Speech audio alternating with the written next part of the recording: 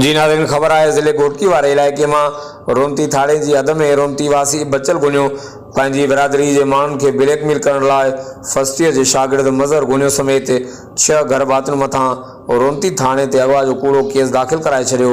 वाक़े ख़िलाफ़ मुतासिर धुर पारां SSP घोटकी से मुलाक़ात, थाणे अॻियां एहतजाज, SHO रोमती अब्दुल शकूर लाखो इंसाफ़ की ख़ातिरी कराइण बाद धरणो ख़त्म करायो।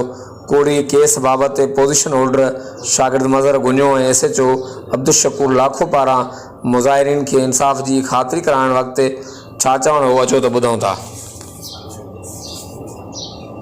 बिस्मिल्लाहिर्रहमानिर्रहीम। मुझो नालो मज़हर अली है, भाई कास्ट गुनियो।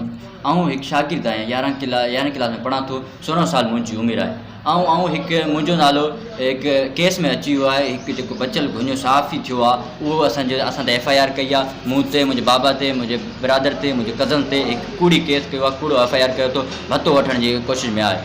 जो कूड़ो केस किया सही असां अगवाई में पर एक पढ़ण मूते ही केस किया। एक पाणा तो शहर सिटी में पढ़ंदो आहियां, शहर में रहंदो आहियां। मुझे बाबा एक गरीब हारी है जो कच्चे के इलाके में मूंखे कढी शहर मोकिलियो अथसि भाई पढ़ण लाइ। पढ़ाई से लाॻापियल आहियां, पढ़ाई से प्यार कयां थो। धाड़ियल नथो चाहियां। ही असांखे धाड़ियलनि जी लिस्ट में शुमार करणु चाहे थो, धाड़ियल असां करणु चाहे थो। पर असां इहो इन माशरे खां निकिरी के पढ़ाई आहियूं, पढ़ाई जो रुजू कयूं था। असां हिकु चङे पोस्ट ते अचणु चाहियूं था। ही असांजो नालो धाड़ियल में रहे थो त असां बंदूक खणूं या असां पंहिंजी पढ़ाई कयूं या असां इन केसनि जे मरहले में वञूं। असांखे पढ़ाई सां कमु, असांजे शागिर्द आहियूं, सॼो ॾींहुं असांजे पढ़ाई सां कमु, हीअ असांखे धाड़ियल में शुमार थियो। ईअं न थिए कल्ह जेकी पोस्ट कल्ह वटि ॾींहुं पहिरियों जेकी अजमल सावंत सां जेको हादसो थियो आहे, ईअं न उहो असां मूं सां थिए, मूं हिकु शागिर्द सां थिए। ईअं असां नथा चाहियूं। हीअ असांजो बिरादरी वारो उनजो बि बिरादरी वारो उन्हनि सां कयो। इहो असां नथा चाहियूं। असां मुंहिंजे सभु दोस्तनि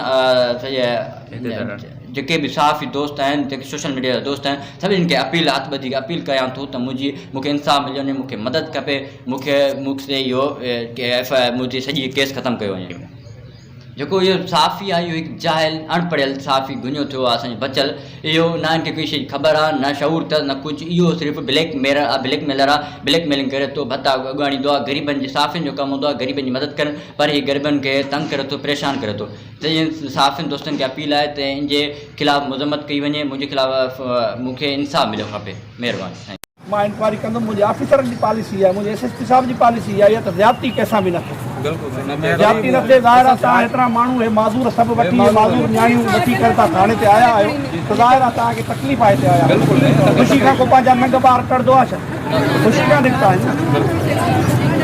अलाह ख़ैर कंदो, तव्हां सां इंसाफ़ थींदो, तव्हां सां ज़्यादती न थींदी। हिकिड़ी FIR से साहब कराई आहे, हिकिड़ी FIR। हाणे हे उनजो भाउ, हे उनजा ॿार आहिनि, पूरो कुटुंब मुंहिंजो घर में। ज़्यादती न थींदी बाबा, मां तव्हां सां सरेआम चवां थो।